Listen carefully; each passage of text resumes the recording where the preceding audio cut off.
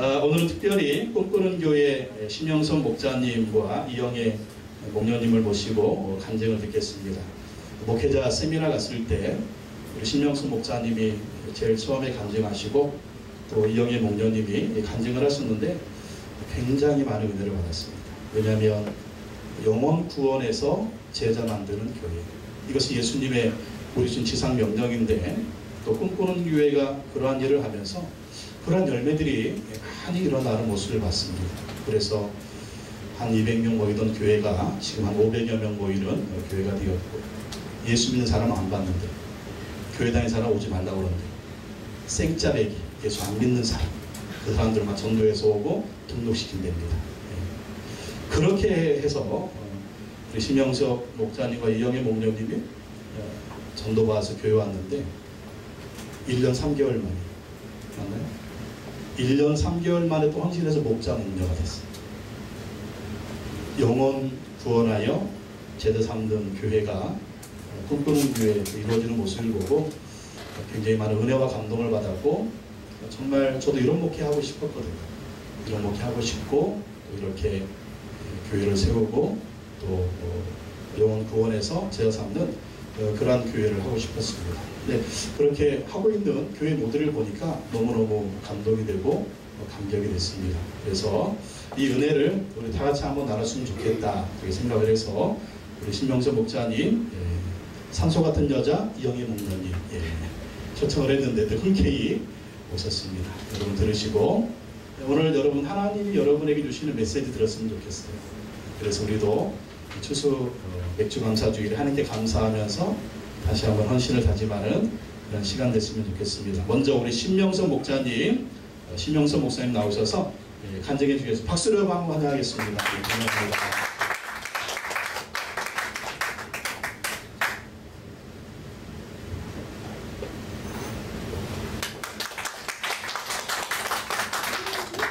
방금 소개받은 생자배기 목자 심영섭입니다. 지금부터 제 간증을 시작하도록 하겠습니다. 안녕하세요. 저는 판교 꿈꾸는 교회 우리원 목장을 섬기는 목자 심영섭입니다.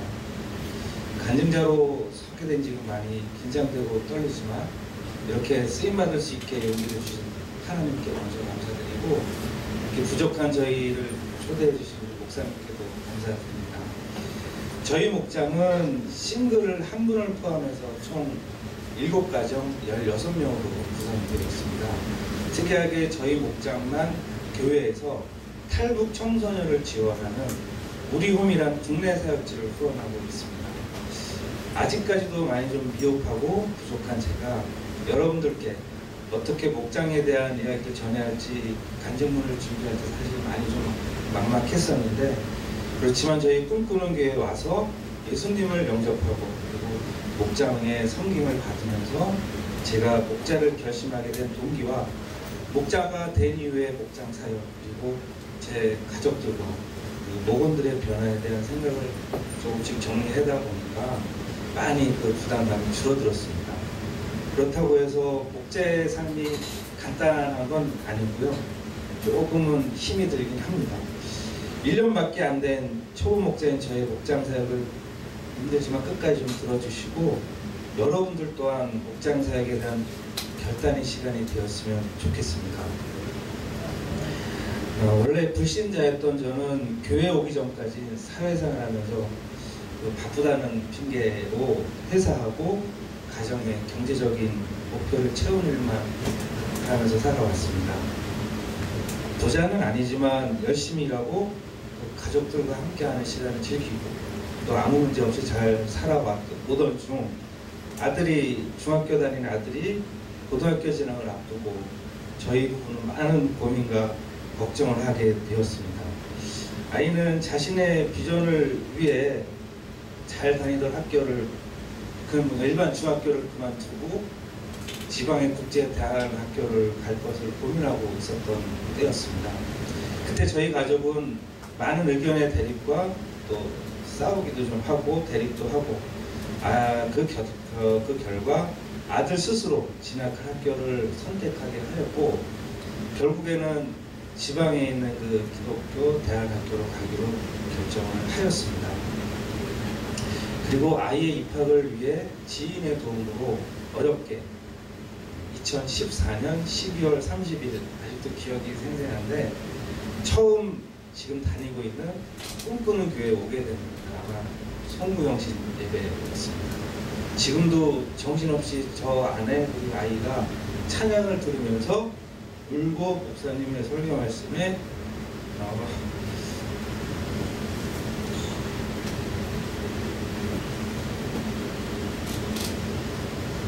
은혜를 받으며 느꼈던 그 송무영신 예배가 생각납니다. 제 인생의 또 다른 터닝 포인트였던 것 같습니다. 이후 첫 주일 예배에 나가 담임 목사님과 새 신자실에서 첫 식사를 하면서 목사님께 이렇게 말씀드렸습니다. 솔직히 말씀드리겠습니다. 저는 지금 제 아들의 학교 입학을 위한 추천을 받기 위해 교회에 오게 되었습니다. 지금의 제 마음이 아들 때문에 어떤 목적이 있어 교회에 들어오게 되었지만, 지켜보시면 성실하게 신앙생활을 하는 것으로 나중에 보답해 드리겠습니다. 이렇게 약속을 하고 부탁을 드렸습니다.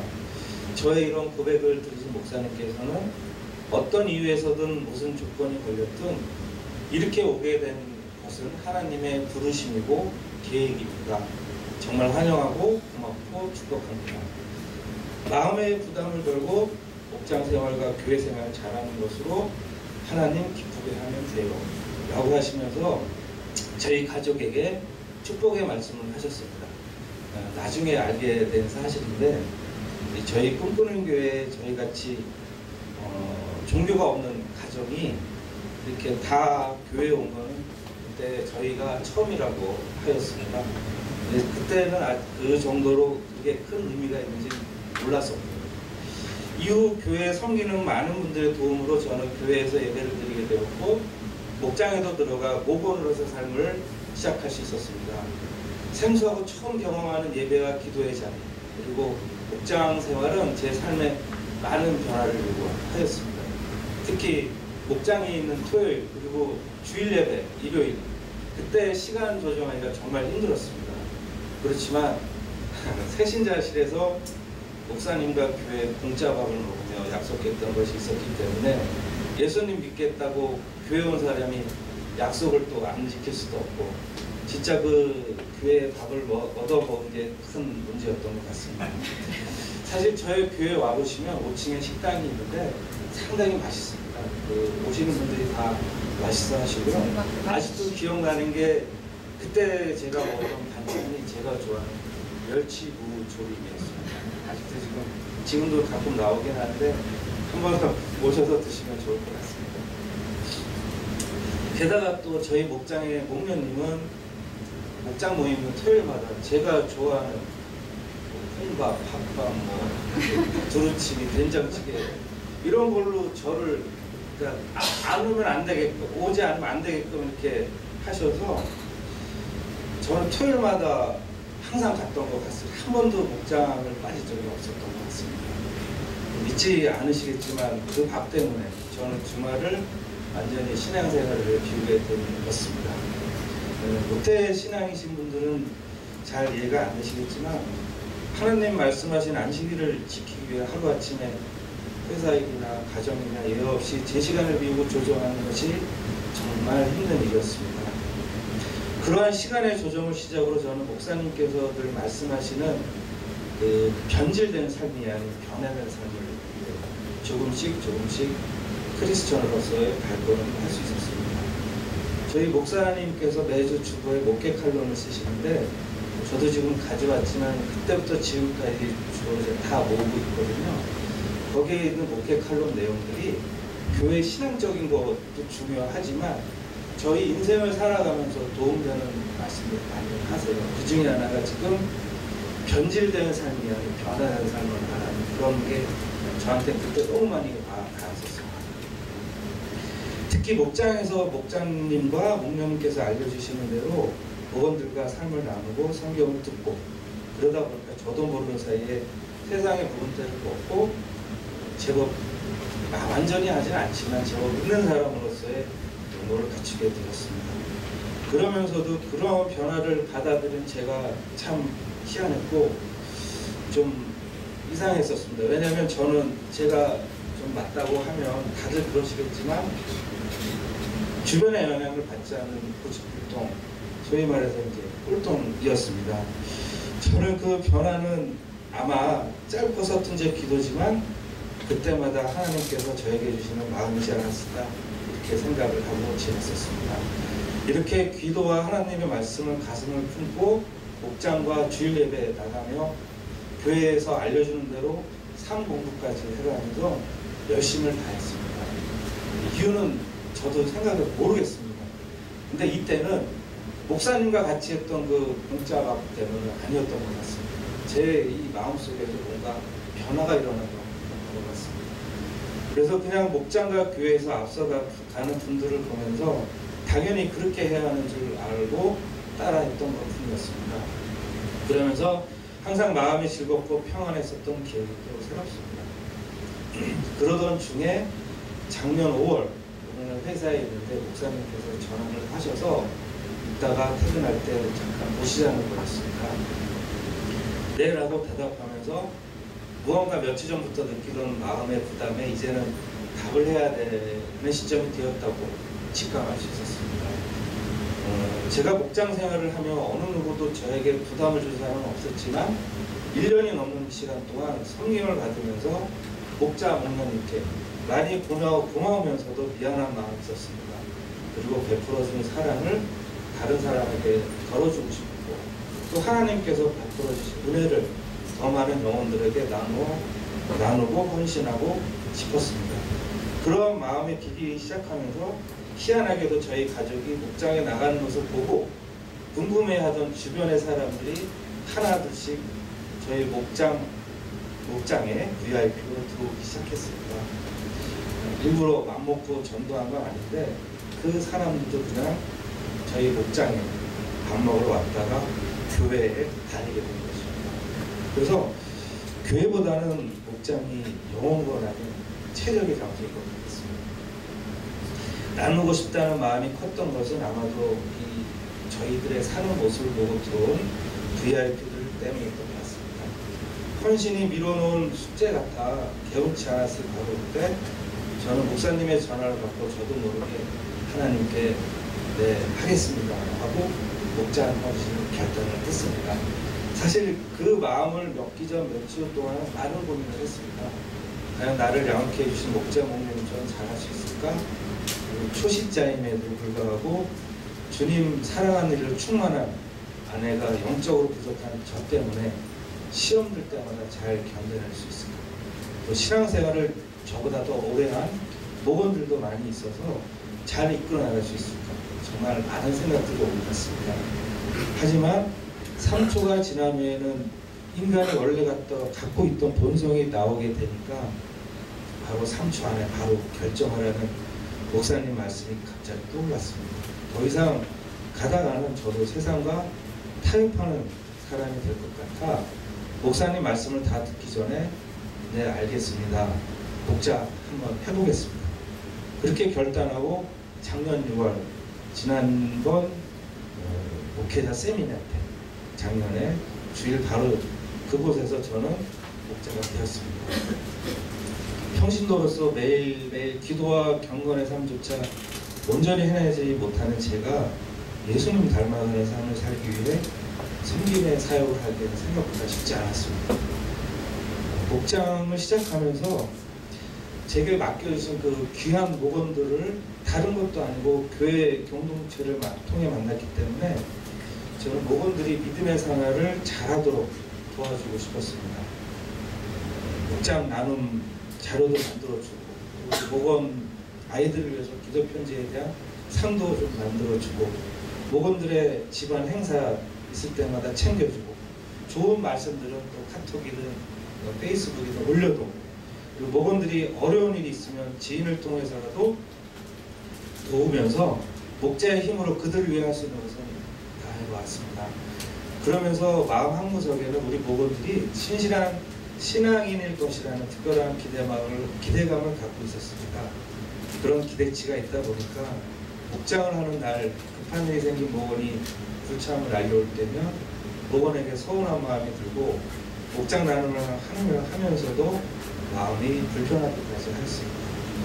한 번은 다른 교회 목사님과 장로님 식구들이 목장 탐방을 오기로 약속한 날이었는데 시작하기 몇 시간 전부터 목원들이 하나둘씩 참석이 어렵다고 알려왔습니다. 처음부터 모든 작업들이 말해줬으면 이렇게 중요한 목장 탐방을 시간이든 일정이든 미뤄보기라도 했을 텐데 좀 시간이 오래 걸려 대청소도 하면서 준비하던 저는 서서히 화가 나기 시작했고 목장을 위해 기도했던 마음들은 모두 어디로 사라졌는지 땀을 흘리며 음식 준비하던 목녀에게 짜증까지 내었습니다.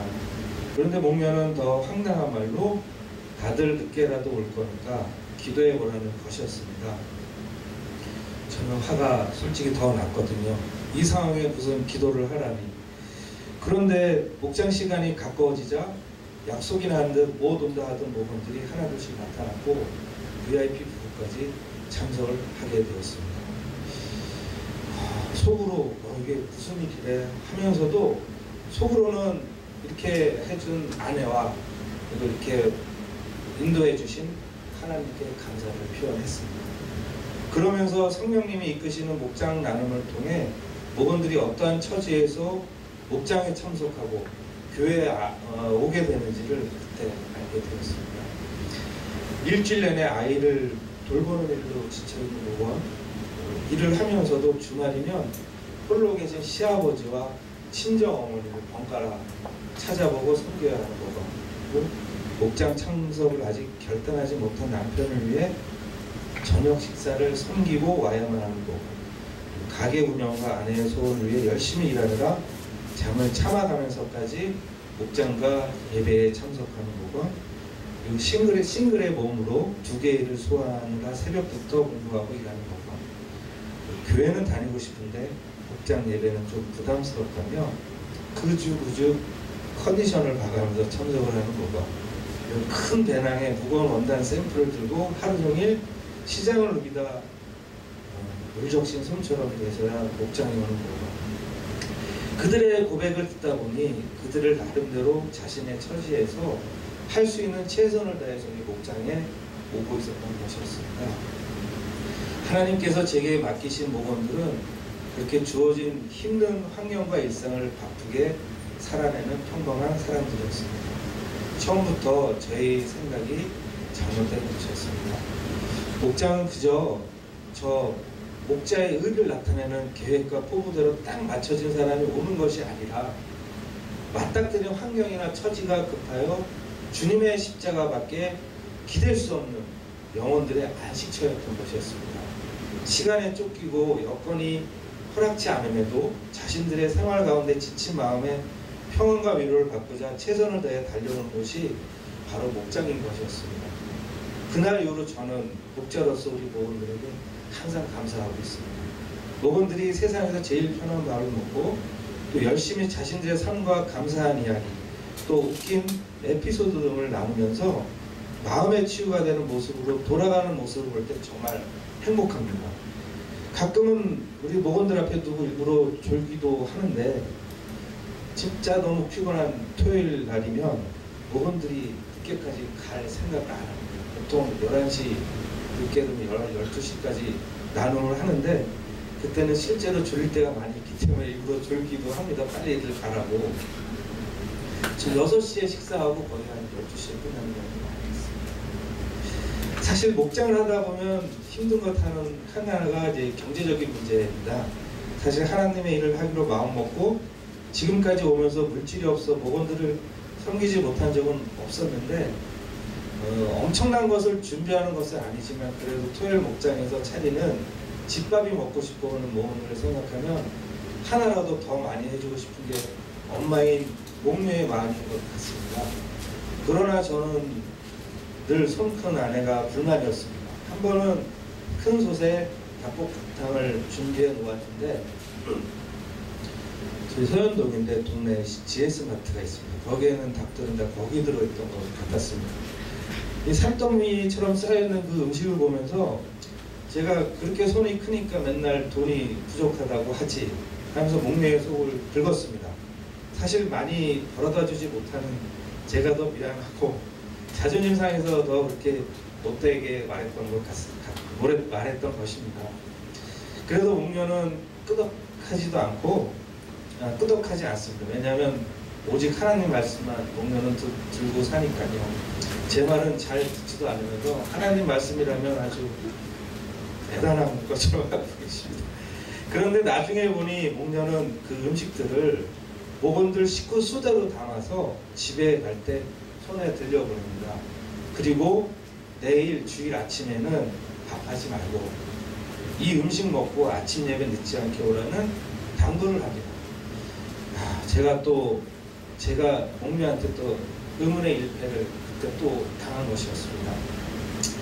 이렇게 1년여 동안 그렇게 음식을 받아가던 목원들이 이제는 본인들 스스로 목장에 올 때 메뉴 하나씩을 정해서 만들어 오고 그리고 돌아가면서 스스로 저녁들을 섬기겠다 이렇게 하고 저희가 오늘 지금 목장을 하고 있습니다. 이제는 저희가 그 음식을 목자하고 공녀가 나중에 데워 먹어야 할 정도로 됐습니다. 덕분에 목내 장보기는 반으로 줄었습니다. 인정하고 싶지 않았지만 돌이켜보건대 제가 많이 반성하게 됩니다. 먼저 손을 내밀어 자신의 것을 내어주는 삶은 절대로 궁핍하지 않습니다. 처음엔 다 손해보는 것 같았지만 예수님의 삶대로 내 그릇에 담긴 것마저도 더 필요로 하는 자에게 내어주면 그 이후엔 주님이 그 빈 그릇을 채우십니다. 넘치도록 채워주십니다. 다음은 제가 가장 자신이 없어하는 부분입니다. 바로 목원들의 영적인 성장을 돕는 일입니다. 목장은 하나의 완전한 교회입니다. 그래서 목원들과의 목장 나눔은 세상의 여느 모임과는 구별이 되는 것이 있습니다. 저희가 모여서 식사를 하고 여담을 즐기지만 그 나눔 가운데는 반드시 성령님의 임재와 인도하심이 전제되어야 합니다. 말로만 들어도 어려운 일이라고 생각해서 늘 저는 이것이 부담스러웠습니다. 더구나 제가 처음에 VIP로 들어왔기 때문에 새로 들어오는 VIP들에게 예수 영접을 권면하고 저희 침례교회에서는 침례를 받는다고 하는데 침례받을 것을 설명하는 일은 부담스럽기까지 했습니다. 그렇다고 마냥 기다리면서 제 목원을 신앙적인 아이로 떠돌게 하고 싶진 않았습니다. 먼저 그 목원을 두고 기도하면서 주일 예배 후 카페에서 교제가 있을 때마다 오늘 설교를 들으면서 어려운 이야기는 없었는지 주고받으면서 저도 잘 모르는 것은 목사님께 사역자분들께 여쭤보아야 한다고 대답하면서 함께 예수 영접에 들어간 성경에 적힌 하나님의 복음을 제대로 들어보자고 이야기를 했습니다. 이게 절대로 꼬시는 것은 아닙니다. 목자인 저도 진짜 잘 몰랐었습니다. 지금까지 저희 우리형 목장의 목원들은 이런 저의 어설픈 권면에 모두 예수 영접을 받았습니다. 솔직히 하나님이 그들을 부르신 것이고 저는 손잡고 들어가는 것밖에 없습니다. 그렇게 잘 모르지만 제가 노력하니까 목원들이 오히려 신앙생활을 어떻게 해야 하냐고 저보다는 저희 공교에게 많이 물어봅니다. 정말이지 하나님은 큰 은혜는 받았지만 영적으로 무식한 저 같은 사람도 애누리 없이 알토란같이 가져다 쓰시는 능력자이십니다. 이 때문에 외려 저는 더 솔선수범하게 됩니다. 그렇지만 아직까지도 많이 부족합니다. 목자로서 지금까지 너무 힘든 얘기만 한 것 같아 소소한 일상의 기쁨들을 나누는 걸 말씀드리겠습니다. 저희 목장은 중보 기도에 기도빨이 엄청 셉니다. 매주 기도 제목을 내고 함께 기도하면서 목원들에게 많은 은혜가 있었습니다. 일단 우리 주니어들은 모두 각자 알아서 독립생존하고 있습니다. 하나님이 만져주시는 게 엄마 아빠가 만지는 것보다 훨씬 아프지 않다는 진리를 붙들고 우리와 적당한 거리를 유지하며 학업과 영성을 하고 키워갑니다. 목장에 세 친구가 있습니다. 다 지방에 제가 아까 말씀드린 그 대한학교에 같이 다니고 있는 상태입니다. 아이를 갖지 못해 울면서 목장에 왔던 VIP 부부는 이제 시험관 시술이 가능한 단계까지 가서 새 생명을 기다리고 있습니다. 또 아들의 사춘기로 사생결단하듯 목장에 왔던 한 모모는 매일 그 아들의 기도와 응원을 들으며 잠도 안 자고 새벽 기도에 매일 나가 주님 붙들고 행복의 눈물을 흘리고 있습니다. 그리고 무엇보다도 가장 큰 은혜를 받은 건 바로 목자인 저입니다. 목장 나눔을 마치고 목원들을 다 돌려보낸 후 청소하고 나면 깨끗한 기분으로 목녀와 함께 하는 둘만의 또 목장 나눔을 합니다. 그 둘만의 목장 나눔은 정해짐도 없이 그날 목원들하고 했던 이야기를 주고받으면서 내일 주일 은혜를 기대하는 그 시간이 너희 시대에 내가 함께할 것이다. 예수님의 명령입니다. 예수님의 약속입니다. 이 말씀 붙들고 기도합시다. 주여, 우리 인생도 영혼 구원하여 제자 삼는 인생 되게 하옵소서. 우리 교회도 영혼 구원하여 제자 삼는 교회 되게 하여 주시옵소서. 오늘 특별히 간증하신 우리 목자 목녀님, 이들에게 기름 부어 주셔서 주님 주신 사명을 잘 감당할 수 있는 주일꾼 되게 하옵소서. 오늘도 성찬을 대할 때 주여 구원의 감격을 새롭게 하옵소서. 우리 주일 장하시고 동서로 기도하겠습니다. 주여, 하나님 아버지 감사합니다. 하나님 아버지 감사합니다. 오늘도 우리에게 말씀하시고 말씀하심을 감사합니다. 우리 목사 목녀님을 통해서 또 공동하게 하시고 우리에게 응답하여 주심을 참으로 감사합니다. 주님도 주 역사하시고 함께 해주셔서 우리도 주님 명령 순종하여 영혼 구원하고 제자 삼는 교회 사명을 감당할 수 있도록 이끄시고 인도하여 주시옵소서. 그러므로 너희 가서 모든 민족을 제자로 삼는 아버지 하나님의 성령의 교체를 베풀고 내가 너에게 불만 모든 것을 가르쳐 듣게 하라며 명령하여 주셨습니다. 그리고 이 말씀에 순종하여 영혼 구원의 제자 삼는 교회 사명을 감당하여 주시옵소서. 영혼 구원의 제자 삼는 아버지 사명을 감당하여 우리가 되게 하여 주시옵소서. 주여, 우리의 가정, 우리 인생, 우리 사업, 우리 직장 모든 것을 통하여 주의 주신 것을 감당할 수 있는 시간을 주시도록 아버지 도와주시고 그만의 간대를 원하기를 우리 목사 목녀님 주의 도시가 함께 해주셔서 하나님의 말씀이 세임하게 하시고 더욱더 신하여 주님의 영광을 받을 수 있도록 도우시고 함께 해주시고 하나님 주의 우리 승사명도 있습니다.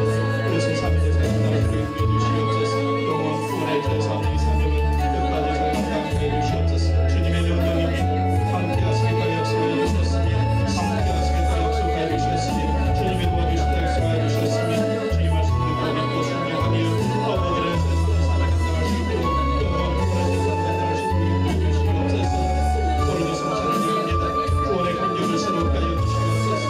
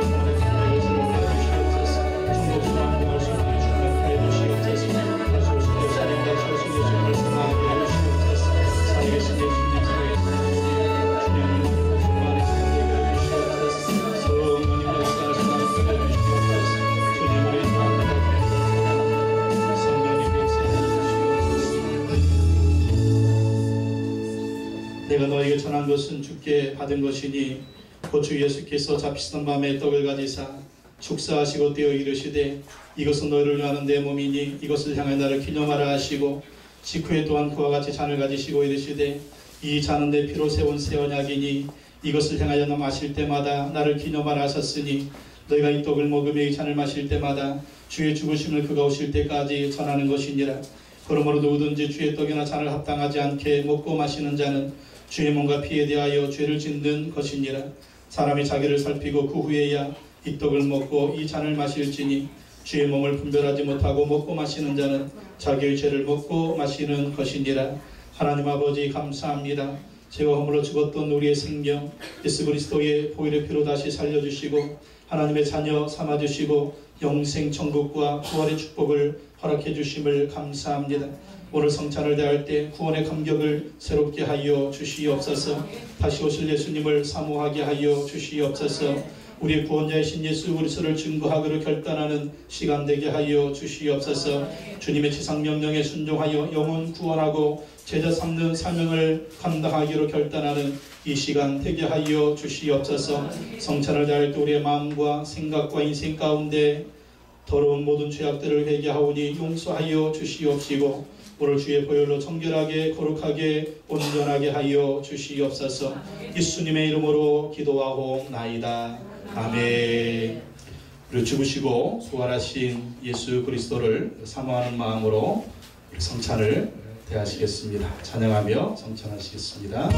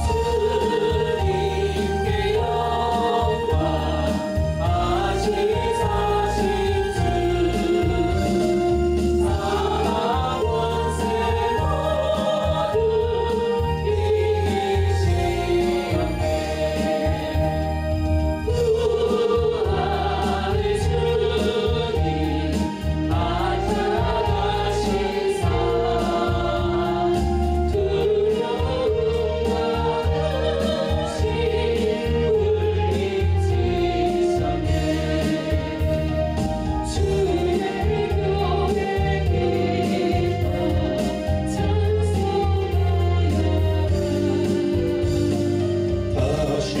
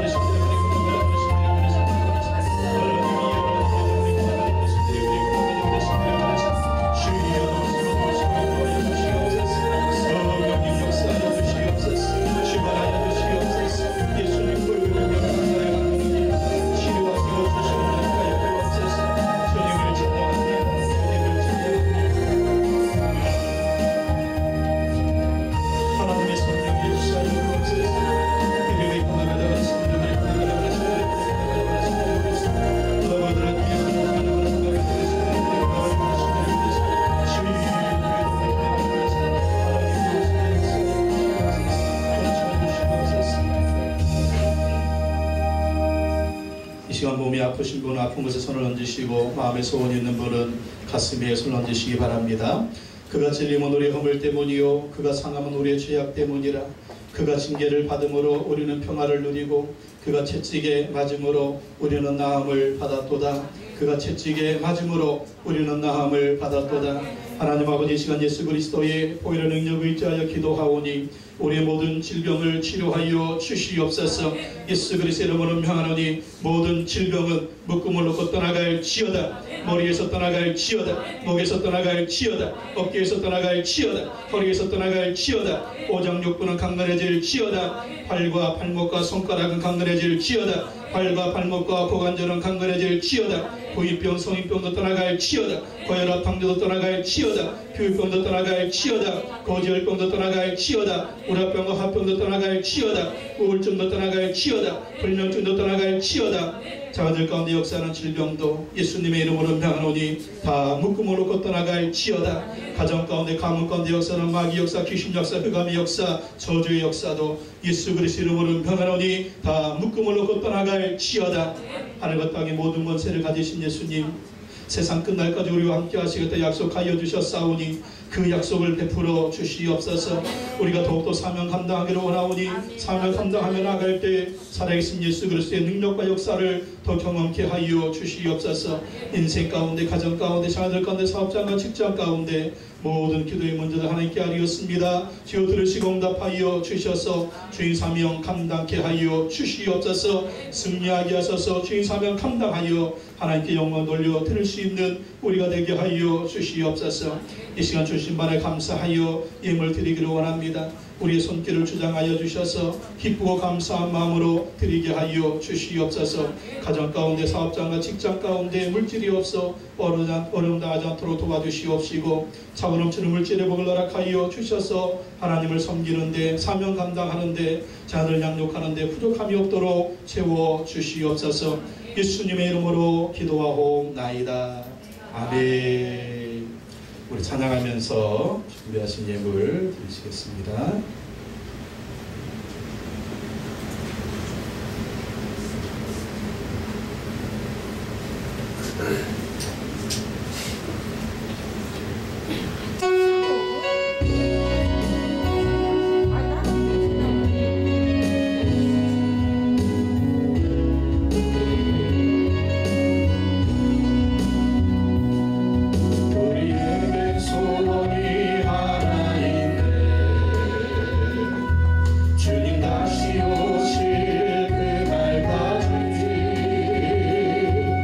우리 가슴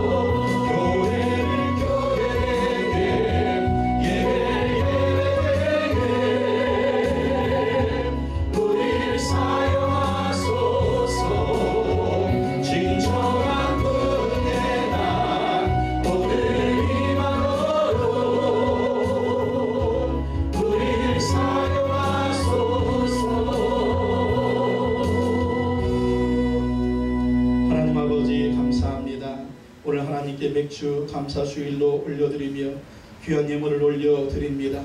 하나님 아버지, 이 예물을 받아 주시옵소서. 이 예물이 쓰여지는 곳에 하나님 나라 확장되게 하시고 잃어버린 영혼들이 구원받게 하시며 교회가 세워지게 하시고 선교가 이루어지게 하여 주시옵소서. 가정마다, 자녀들마다, 직장마다, 사업장마다 차고 넘치는 물질의 복을 허락하여 주셔서 부족함이 없도록 인도하여 주시옵소서. 쓰고 남음이 있을 뿐만 아니라 하나님의 영광을 위해서 사명 감당을 해서 그 물질을 사용할 수 있도록 축복하여 주시옵소서. 군에 가 있는 자녀들을 붙들어 주옵소서. 해외 나가 있는 자녀들을 붙들어 주옵소서. 멀리 있는 가족들을 붙들어 주셔서 그 하늘 아래서 하나님을 예배하게 하시며 그 하늘을 위해서 부어주시는 하나님의 축복과 은혜를 받아 승리하고 승리할 수 있도록 인도하여 주시옵소서. 우리 자녀들 민족과 열방 가운데 하나님 앞에 존귀에 쓰임받을 수 있는 복된 자녀들이 되게 하여 주시옵소서. 우리의 믿음과 헌신보다 더 뛰어난 믿음과 더 큰 헌신이 있게 하소서. 하나님의 존귀에 쓰임받을 수 있도록 축복하여 주시옵소서. 하나님 아버지, 이 한 주간도 살아갈 때에 영혼 구원하여 제자 삼으라는 그 명령에 집중하게 하시고 그 사명을 감당할 수 있는 우리가 되게 하여 주시옵소서. 우리가 천국에 들어가는 그 순간까지, 예수님이 다시 오실 그 순간까지 예수님의 지상명령에 순종하여 영혼 구원하고 제자 삼는 이 사명을 감당하는 우리가 되게 하시고 교회가 되게 하여 주시옵소서. 하나님을 기쁘시게 하는 교회, 예수님을 기쁘시게 하는 교회, 성경적인 교회를 세워나가 하나님의 기쁨이 되고 하나님께 영광 돌려드릴 수 있도록 인도하여 주시옵소서. 그때 예수님이 약속하여 주셨습니다. 세상 끝날까지 내가 너희와 함께 할 것이다. 세상 끝날까지 내가 너희와 함께 할 것이다. 이 예수님만 바라보며 의지하며 날마다 믿음으로 승리하는 우리 모든 성도님들 되게 하여 주시옵소서. 또 심영선 목자님, 이영애 목녀님도 축복하여 주시옵시고 꿈꾸는 교회도 축복하여 주셔서 더 많은 영혼을 섬기며 더 많은 교회를 섬기며 나아갈 때 하나님 아버지, 꿈꾸는 교회에도 우리 박창한 판임 목사님과 허기숙 사모님에게도 기름 부어주시고 축복하여 주셔서 날로 부흥되고 부흥되는 교회 되어질 수 있도록 축복하여 주시옵소서. 예수님의 지상명령에 순종하여 통역하는 교회가 되게 하시고 통역하는 우리 통역자들이 되게 하여 주시옵소서.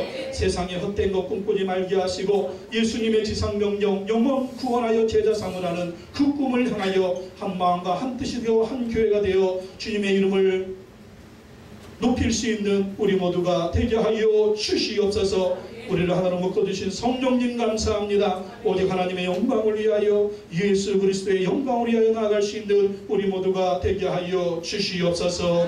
지금은 우리 주 예수 그리스도의 은혜와 하나님의 크신 사랑과 성령 하나님 대주교통 충만하심의 역사가 예수 그리스도의 지상명령에 순종하여 제자 삼고 영혼 구원하여 제자 삼으라는 그 명령에 순종하기로 결단한 우리 모두에게 이제부터 영원토록 함께 하시기를 간절히 축원하옵나이다. 아멘.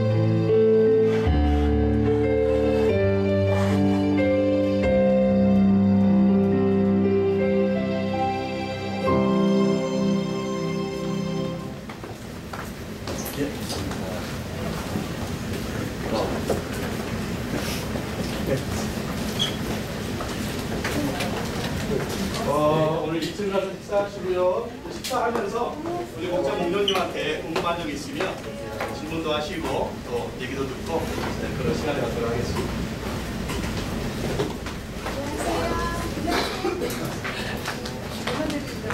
네,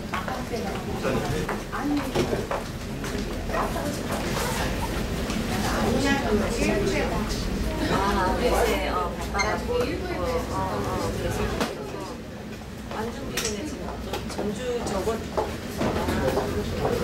전주 오픈하거든. 전주 왔다 갔다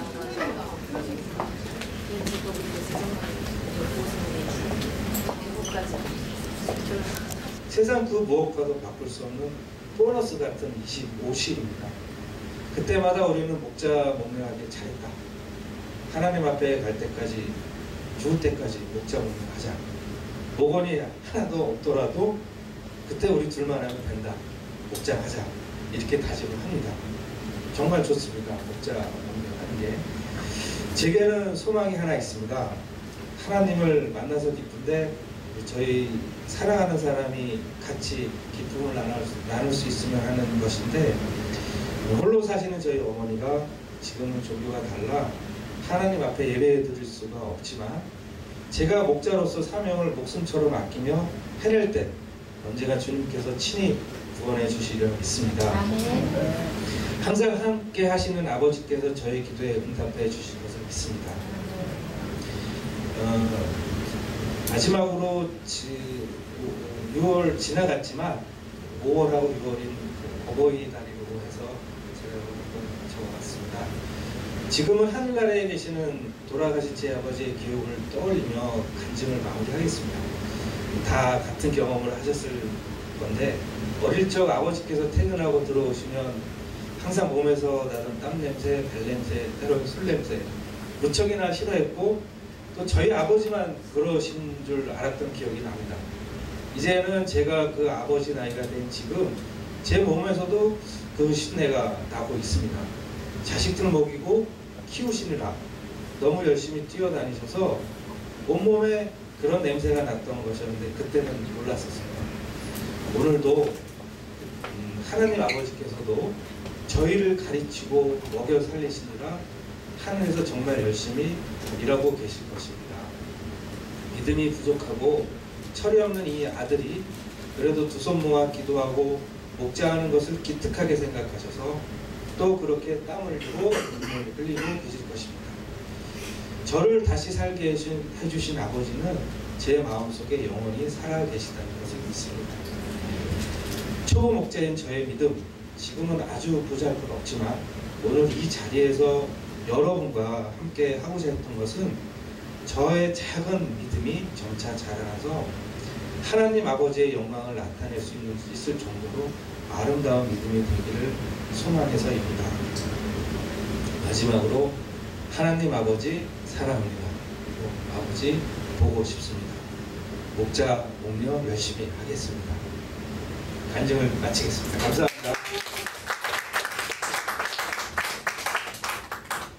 예, 감사합니다.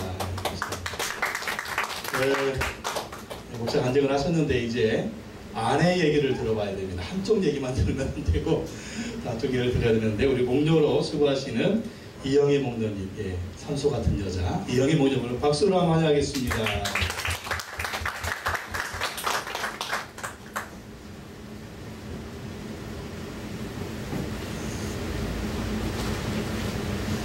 저도 매일 기도하는 사람이라 보통 간증을 가면 그 교회 안에 성전에서 기운이 느껴지거든요. 근데 저희가 지금 33일 밤기도가 있어서 17일째 밤기도를 계속 하고 있거든요. 새벽 기도랑.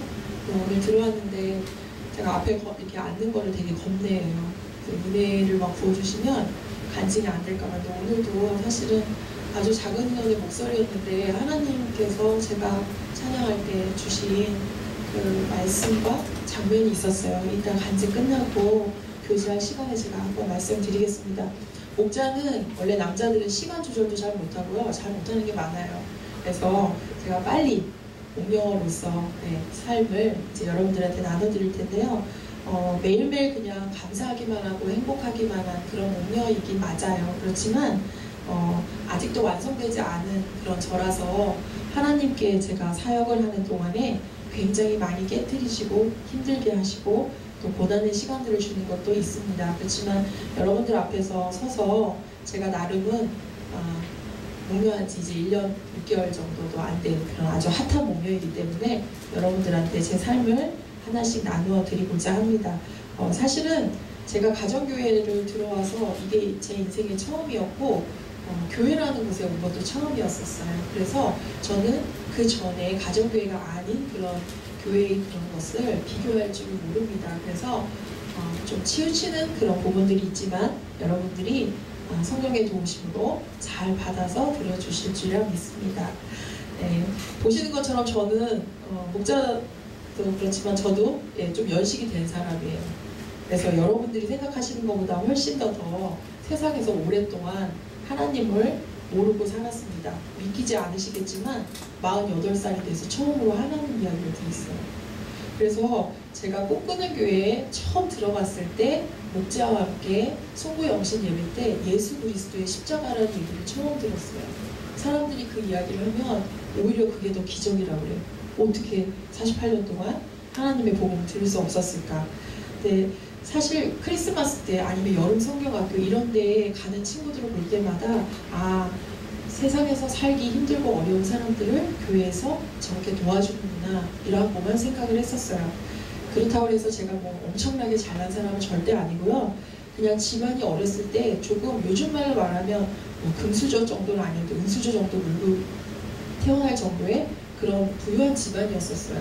그래서 부모님이 언제나 가르쳐 주신 대로 살면 그것이 이제 나의 삶의 가장 큰 행복이고 기쁨이라고 생각하고 또 늘 리더의 자리에 있으니까 모범생이 나는 이렇게 사는 삶을 사는 게 맞구나라고만 생각을 했었어요. 그런데 유교적인 가치관을 갖고 있는 부모님은 늘 저한테 어떤 걸 원하셨냐면 부모님 말씀에 복종해야 한다. 그리고 다른 사람들한테 절대 뺏기지 않는 지식들을 내가 너희들 머릿속에 넣어줄 테니 빚을 내서라도 가르치는 것에 대해서는 뭐든지 다 받아 먹어라. 그리고 조상을 섬기는 일을 소홀히 하지 말라. 그게 복을 받는 길이다. 이렇게 가르쳐 주셨어요. 근데 이러한 부모님의 가르침이 사실은 틀린 게 아니라는 생각이 어렸을 때 있었기 때문에 제가 늘 그 말에는 순종하면서 살았지만 어느 때는 그런 삶이 너무너무 힘들었어요. 매일매일 1등 해야 되고 100점 맞아야 되고 밑에 있는 동생들도 다 제가 공부시켜야 되고 하는 그런 삶이 힘들어서 엄마한테 울면서 물어봤어요. 엄마 이럴 때는 어떻게 해? 나 너무 힘들어요. 그러면 엄마는 더 뭐라고 하시냐면 세상 사는 게 그렇게 쉽거나 호락호락하지 않다. 지금도 네가 노력하지 않으면 내가 너희들에게 주어진 것도 남들한테 다 뺏길 수 있어. 성공해서 살려면 더 부지런히 뛰어다녀야 돼 라고 말씀하셨어요. 사실은 엄마도 마음 아프면서 저한테 독려해 주시는 말씀이었지만 저는 그 말 들을 때마다 막 가슴이 옥죄는 것 같아서 너무 힘들고 사실은 절망적으로 들을 때가 훨씬 더 많았습니다. 그렇게 부모님 말씀에 순종하면서 다른 데 돌아보지도 않고 굉장히 열심히 허투루 살지 않았던 저에게 주어지는 것들이 굉장히 많았어요. 늘 부족하지 않았고 그리고 사람들 앞에서 말할 수 있었고 그랬는데 늘 돌아서고 나면 마음이 너무 힘들고 그리고 뭔지 모를 그런 답답함 때문에 그리고 내 것을 누군가 빼앗아 갈지도 모른다는 생각 때문에 한창 시절도 결혼해서도 단 한 번도 편안하게 휴식을 취해본 적이 없어요. 저는 잠잘 때 10분 만에 잠을 자고 깨는 적도 많습니다. 30분 자고 일어나면 3시간을 잔 것처럼 그러니까 그렇게 많이 시달리면서 살았었어요. 그래서 왜 내가 이런 강박증에 시달려야 되지? 라고 하는 것이 제가 갖고 있는 문제였습니다. 근데 이제 나중에 좀 늦은 나이긴 하지만 방금 전에 그 간증을 마친 이 목자를 만나서 결혼해서 아이도 낳고 그리고 소소한 그런 가정의 일상들을 느끼면서 잘 살게 되었어요. 앞서서 발표드린 것처럼 저희 아이가 일반 중학교에 다니다가 그 국제 대안학교 크리스천 스쿨이라는 데를 가겠다는 말만 안 했으면 아무 문제가 없는 그런 집이었어요. 그런데 아이가 그것을 결단하고 지방의 국제 대안학교를 보내달라고 떼를 쓰는 거였습니다. 그래서 저는 굉장히 이 두 사람 아빠와 아들 사이에서 힘들었습니다. 더군다나 중학교 2학년이니 얼마나 무섭게 요구를 했겠습니까. 그래서 이 두 사람을 중재하다가 제가 오히려 더 마음의 병을 얻게 되었습니다. 그런데 이 학교는 학교의 커리큘럼도 있지만 기숙사 생활을 해야 되고 신앙의 커리큘럼이 엄청 셉니다. 그래서 아이들이 믿음이 없어도 가면 정말 홀리하게 돼서 나오는 그런 학교였었어요. 교회 근처에는 가본 적이 없는 아이인데 저한테 성경을 들어 설명하면 뭐라고 하냐면 엄마 성경은 사람도 나오고 연도도 나오고 지명도 나오고 사건도 나와요. 그거는 팩트예요. 사실이에요. 이렇게 말하는 것이었습니다. 저는 성경이 그리스 로마 신화인 줄 알았던 사람입니다. 이런 신화도 있구나 라고 생각했어요. 그리고 1년에 반 이상을 절에서 지내시는 그런 시어머니 밑에서 자란 남편은 저보다도 더 난감한 사람이었을 겁니다. 의견이 격하게 대립되면서 결국에 아이는 태어나서 아빠한테 처음으로 맞았어요. 그리고 저는 그 둘 사이에서 중재를 하다가 이제 나중에는 이게 마음의 병까지 와서 그 상황 자체가 너무너무 지옥 같았습니다. 2달 동안 거의 매일 울었고, 그리고 제가 우울증, 강박증이 심해져서 우울증이 찾아오면서 급기야는 어떤 상황이었냐면 공황장애가 생긴 거예요. 여러분들 중에도 경험이 있으실지 모르겠지만 저는 매일 사람을 만나야 되는 직업을 갖고 있는 사람입니다. 그런데 그런 사람들 앞에서 화장실이 급해서 생리적인 작용을 참지 못해서 막 쩔쩔매면서 쫓아다니고, 심지어는 과업이 일어나서 사람들 앞에서 쇼크로 쓰러진 적도 있었어요. 제 앞에서 같이 일을 하던 사람들이 너무 놀라고 하는 그런 상황들. 근데 왜 도대체 나한테 이런 일들이 일어나지? 라고 하는 게 너무 답답해서 어딘가에 정말 물어보고 싶었습니다. 그래서 이제 저희 부부가 고민을 하다가 결국엔 아이의 고집에 넘어가게 됐고, 제 친구의 친정 어머니께 부탁을 드렸어요. 유일하게 제 주변에서 교회를 다니고 계신 분이었는데 그 어머님이 여러분들 가정처럼 이런 사람들을 잘 돌봐주는 그런 가족교회가 있어, 한번 가보자 라고 해서 왔던 게 아까 말씀드린 그 송구영신 예배, 그 예배였습니다.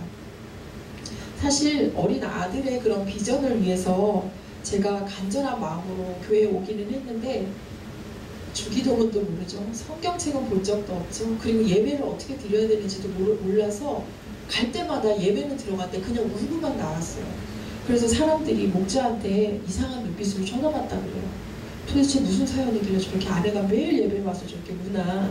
그래서 나중에 목자가 짜증냈어요. 울지 말라고. 사람들이 다 너 때문에 나를 이상하게 본다고. 그럴 정도로 제가 예배에 대해서 정말 몰랐어요. 그런데 궁금하니까 어딘가에는 물어보고 싶은데 도움을 달라고 할까 할 때 저를 붙잡아줬던 것이 목장이었습니다. 그래서 결론부터 말씀을 드리면 저는 그곳에서 복음의 진리, 그리고 삶을 살아내면서 하는 전도도 배웠고요. 그리고 섬김, 그 다음에 헌신이라는 것이 무엇인지에 대해서도 배울 수 있었습니다. 여러분은 경험이 있으신지 모르겠지만 목장은 정말 재미난 곳이에요. 세상에는 이런 모임은 없어요. 토요일만 되면 사람들이 귀신같이 밥대를 알고 다 모여들어요. 목자 목련이 집에 오면 아무 말도 안 하고 정말 걸신 들린 사람처럼 다 먹어요. 그러고 나서는 이제 나눔을 하는데 그때부터는 아무도 남의 얘기를 안 듣는 것처럼 자기 얘기만 해요. 심지어는 부부들끼리 막 싸워요. 그러면 목자님이 성경책을 막 찾으셔서 포청천처럼 심판도 내려주시고 달래기도 하시고, 어떤 사람들은 짐 싸서 진짜 가요. 오늘은 집에 가서 싸워야 된다고. 그런 곳이 목장이었었어요. 사실은 제일 충격을 받았던 건 그렇게 나눔을 하던 사람들이 집에 돌아가는 시간에 목자님께서 마지막 기도하자고 하면 눈물을 흘리면서 그 싸웠던 남편을 위해서, 아내를 위해서 너무나 통곡을 하며 기도를 하는 거예요. 저는 사실 너무너무 충격을 받았어요. 이거 어떡하지? 나와야 되나? 목장이 뭐 하는 곳이지? 막 이런 거를 고민했어요. 그런데 더 기가 막힌 거는 저희 목자였습니다. 차에 타자마자 너 어디까지 오픈할 거야? 우리 집 얘기 어디까지 오픈할 건지 수위 조절해서 다음 주부터 가자? 이런 걸 얘기를 했어요. 그래서 둘이 룰을 정했어요. 어디까지만 얘기하고 말하지 말자. 그런데 그 주 토요일 목장에 가서 목자가 수다쟁이 아줌마처럼 저희들 부부 사이에만 알 수 있는 그런 모든 엑스파일을 다 말하고 있는 거였었어요. 뭐 목녀가 어때요? 뭐 이러면서. 그래서 이런 곳이 목장이구나 라는 거를 그때 처음 깨달았습니다. 근데 참 신기한 거는 그런 목장의 짧은 나눔 속에서 제가 뭐를 배웠냐면 기도하는 방법을 배웠어요. 잘 살펴보니까 목자 목녀님이 새벽 기도를 매일 가시는 거예요. 그래서 제가 결단했어요. 그렇지, 크리스천은 새벽 기도지. 그래서 새벽 기도를 1부, 2부를 다 다녔어요. 그런데 교회에서 보시는 분들이 새벽 기도를 안 나와요. 이상하다. 저희가 그때만 해도 너무 믿음이 컸었나 봐요. 모든 크리스천은 다 새벽 기도 나가는 줄 알았었어요. 그런데 어쨌든 제가 그런 기도의 방법을 터득하고 중보 기도를 통해서 아이가 학교에 입학을 하게 됐고, 또 제가 귀한 경험을 한 적이 있는데 단과남으로 시한부 3개월밖에 받지 못한 모건이 있었어요. 남자 모건이었는데 스트레스 받고 먹지 못해서 생긴 병이었거든요. 그런데 의사가 말했던 겁니다. 6개월을 더 사시다 갔는데 처음으로 태어나서 사람이 하나님께 천국에 들려 올려지는 예배를 제가 처음 경험했어요. 앞으로 손을 내밀고 천사들이 부를 때 찬양하면서 그분이 운영하시는 걸 봤거든요. 그래서 그때 성령님을 통해서 하나님의 인도하심을 통해서 사람들이 죽고 사는 문제가 있는 거구나라는 거를 처음 그때 알았습니다. 그래서 사실은 목장을 할 때 제일 좀 찜찜했던 게 뭐냐면 제가 나눔을 하면요, 그 다음날 주일 설교 때 목사님이 꼭 제 얘기 같은 말씀을 하세요. 그래서 설교의 내용이 너무 떨려서 혹시 어제 토요일 목장에 목사님이 왔다 가셨나? 이렇게 의심한 적도 있었고요. 나중에 보니까 영성이 제일 세 보이는 목녀님이 목사님한테 스파이 노릇을 하는 게 아닌가 이렇게 의심도 했었어요. 근데 지금은 그게 목장 나눔에 하나님이 함께 하셨던 거를 제가 알게 되었습니다. 이제는 성령님이 저를 인도하고 계심도 잘 알고 있습니다. 좀 창피한 고백이지만 여러분들 앞에 말씀드리는데 전도를 한 번도 해본 적이 없어요. 그리고 제가 아는 주위의 사람들한테 교회 나와봐 이러면서 선물을 준 적도 없어요. 그냥 제가 저희 남편과 아이가 교회와 목장에서 어떻게 살고 있는지 이야기를 했더니 사람들이 그게 궁금했는지 이제 저희와 똑같은 모습으로 꿈꾸는 교회 문을 열고 저희도 받아주세요 라고 해서 여러 가정을 전도를 하게 되었습니다. 이런 자연스러운 영혼이라는 게 목장을 통해서 삶으로 배웠기 때문에 가능한 일이라고 저는 생각합니다. 새벽 기도마다 교복 같은 옷 한 벌로 버티시면서 목원들한테는 모두 내어주시고, 그리고 매번 목장이 있을 때마다 15인분의 밥을 하시던 그 손 컸던 목녀님도 기억이 납니다. 믿음이 부족한 저를 살뜰히 챙기시느라고 정말 많이 노력하셨구나, 이런 게 가족이 아닐까라고 생각을 했고, 잘은 모르지만 성경에 쓰인 초대교회의 모습이 이게 아닐까라는 그런 생각도 했습니다. 이제 저희에게는 목장 식구들, 또 새로운 식구들이 많이 생겼습니다. 제가 전도학 VIP를 포함해서 세 가정이 분가했지만 1년 동안 7가정에 16명이 되었고요. 얼마 전에는 저희 목장의 친정 어머니께서 저희 목장에 오시려고 지하철을 타고 이제 저희 분당까지 오십니다. 제가 생각해 봤을 때는 아무래도 하나님 계신 동네에 저희 목장이 맛집으로 소문난 게 분명합니다. 저희 목원들은 저보다 섬김을 더 잘합니다. 그렇다고 그들이 모두 다 하나님에게 너무나 많은 복을 받아서 그렇게 섬김을 잘하는 것은 아닙니다. 정말 부끄럽지만 세상에는 털어놓지 못하는 그런 아픔과 또 그들만의 어떠한 이야기들을 또 사연을 갖고 있는 불쌍한 영혼들입니다. 한 주도 빼놓지 않고 목장의 그러한 그 찬양의 반주를 위해서 오는 한 목원이 있거든요. 근데 그 남자 목원의 아내는 건강에 대한 염려가 너무 큽니다. 그래서 두 아이를 데리고 밖에를 나오지를 못합니다. 만약에 미세먼지가 나쁨이라고 나오는 날은 한 달이고 두 달이고 아이를 학교에 보내지 않을 기세입니다. 그렇게 불안증이 심한 아내입니다. 올 봄에도 어김없이 그의 아내와 아이들이 목장과 교회를 왔는데 TV에 나오는 AI 방역복 있잖아요. 그런 걸로 다 두르고 담요를 걸치고 왔습니다. 그래서 사람들을 너무너무 놀라게 했습니다. 또 아까 말씀드린 사춘기의 진술을 보여줬던 그 목원은 의사인데 아들이 너무 심하게 사춘기를 겪으면서 정말 전투하듯이 그러고 저희 목장에 들어왔습니다. 그런데 아무 생각할 수 없을 만큼 목원들이며 교회 사람들에게, 아픈 사람들에게 주사 놔주고 약 주고 하고 뛰어다니는 동안 자신의 아들이 변하는 것을 보면서 목녀님, 하나님 정말 살아계세요. 내가 변화시키지 못한 아들이 이제 조금씩 변해서 나를 위해서 기도해요 라고 그렇게 이야기합니다.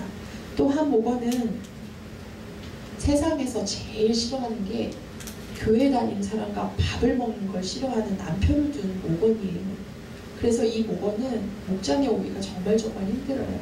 그런데 목장 예배와 또 주일 예배를 통해서 섬기는 것에 대해 배우고 난 다음 남편에게 정말 지극정성으로 밥을 차려주고 아주 늦은 시간에 목장에 와서 나눔을 합니다. 그런데 얼마 전 그 남편이 이렇게 물어봤다고 합니다. 나는 아직도 술과 담배를 하는데 목장 나가도 되나? 이렇게 물어봤다고요. 얼마 안 남았습니다. 할렐루야입니다. 곧 오실 것 같습니다. 네. 그리고 또 하나, 뱃속에 임신한 아이를 잃고 나서 정말 퉁퉁 부은 얼굴로 왔던 그런 신혼부부가 있습니다.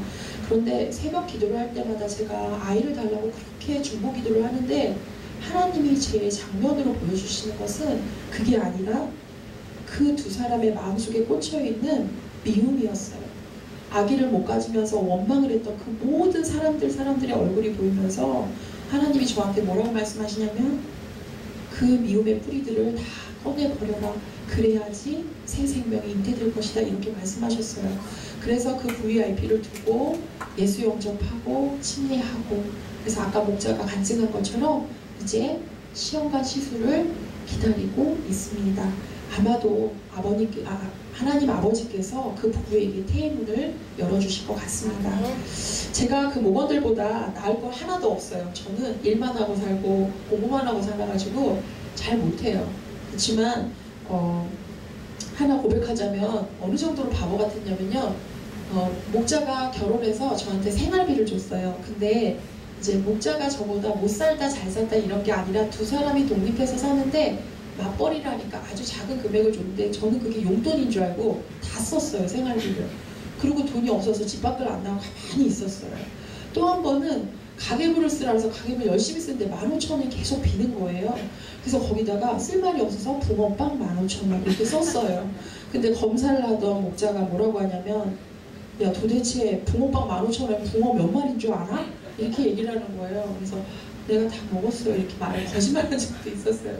근데 사실 사업을 하는 남편인지라 생활비가 모자라게 줄 때도 있고 해서 그런 것들이 굉장히 좀 힘들고 창피하지만 잔돈 지갑을 모아서 장 볼 때도 많거든요. 그런데 그냥 제가 이런 것들을 하나님을 통해서 섬기면서 배울 수 있다는 게 너무너무 감사하고요. 또 목원들이 그렇게 차린 밥을 너무 맛있게 먹어줄 때는 정말로 힘이 나고 또 기쁩니다. 조금 많이 먹을 걸 해놓거나 고기를 해놓으면 그날은 반드시 싸웁니다. 부부 중에 한 사람들이 꼭 싸우게 돼요. 그런데 어느 때 싸우냐면 VIP를 초대한 날 꼭 싸웁니다. 그래서 어느 날 한 번은 VIP가 온 여자 목원이 저기 오늘은 목장 나눔이 안 될 것 같아요. 저 주기도문 어떻게 외우나요? 우리 주기도문으로 마치고 그렇게 목장 끝냅시다. 이렇게 해서 주기도문 외치고 마친 적도 있습니다. 저도 VIP였던 터라서 VIP한테는 굉장히 많이 신경이 쓰입니다. 제가 너무 자주 연락하면 부담스러워하고 반찬을 들려주면 거부하기도 합니다. 소심해서 제가 마음의 상처를 많이 받긴 하지만요. 가장 중요한 거는 예수님을 빨리 영접해서 침례 받게 하고 그 기쁨을 맛보게 하고 싶은데 그런 사람일수록 어떻게 대답하냐면 목녀님 제가 기도해 봤는데 하나님이 아직 때가 아니라고 하십니다. 이렇게 하면서 저를 거절할 때가 있습니다. 사실은 제가 마치 무슨 하나님의 앵벌이 같아서 너무 서러워서 울 때도 많았습니다. 혼자 밤을 새가면서 목장 준비를 할 때 마음속에는 섬김이라고 말하지만 하나님께 원망을 한 적이 더 많았습니다. 지방에 있는 아들은 토요일마다 행사가 있는데 가보지도 못하고 또 매일의 새벽 기도가 그렇게 늘 즐겁게 눈 떠지는 건 아닙니다. 제가 몸이 아파서 담요를 두르고 앉아서 기도하는 날도 있고요. 어느 때로는 갑상선 약을 빼먹고 와가지고 너무 아파서 누워서 기도할 때도 있습니다. 그럴 때마다 하나님한테 하나님 저도 아파요. 저도 좀 봐주세요. 진짜 힘들거든요. 이렇게 기도를 합니다. 그런데 목원들의 기도 제목을 올리고 제가 기도를 드리는데 하나님은 늘 누구를 만져주시냐면 목녀의 저를 만져주십니다. 그리고 그 기도의 응답이나 아니면 반응들을 늘 때때마다 다르게 보여주십니다. 그래서 오히려 제가 더 그들을 중보하면서 은혜를 많이 받게 됩니다. 그리고 목원들 스스로가 자신들이 즐겁고 행복하니까 다른 사람들한테 자꾸 우리 목장에 와보라고 그렇게 전도를 하러 다닌다고 합니다. 이게 잘은 모르지만 예수님이 생각하셨던 그런 지상의 천국이 아닐까 이렇게 생각합니다.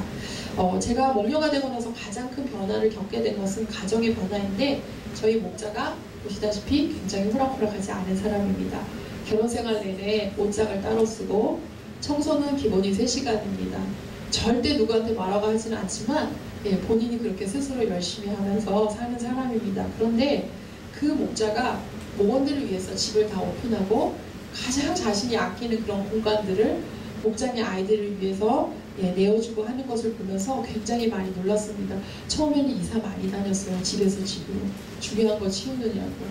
그런데 이렇게 자신의 시간을 조정하게끔 만들어주는 하나님이 정말 놀랍습니다.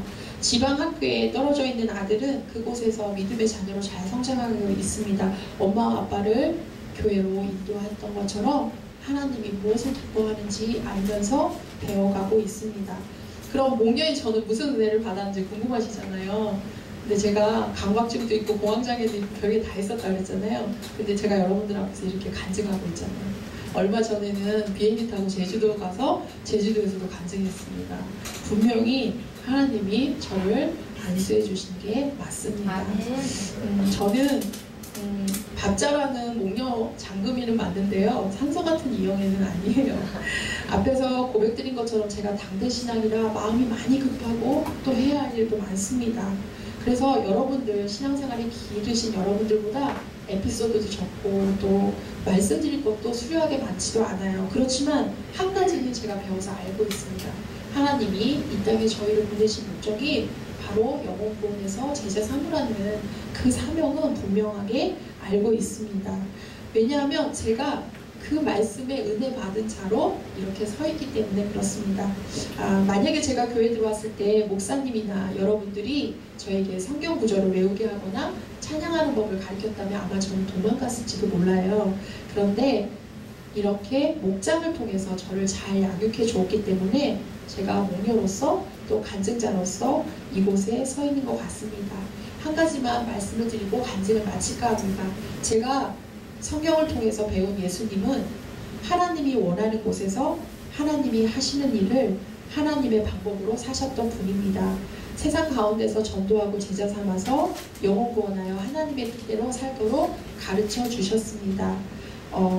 제가 지금은 굉장히 미약하고 아무것도 없는 것 같고 이렇게 하지만 여러분들도 마찬가지입니다. 어떤 지위가 있거나 부가 있거나 능력이 있어서 이 섬김을 할 수 있는 것은 절대 아니라고 생각합니다. 예수님처럼 가장 낮은 자세로 마음만 갖고 있다면 그 섬김을 할 수 있다고 생각합니다. 저의 작은 이 간증이 여러분들의 큰 도전이 되었으면 좋겠습니다. 감사합니다.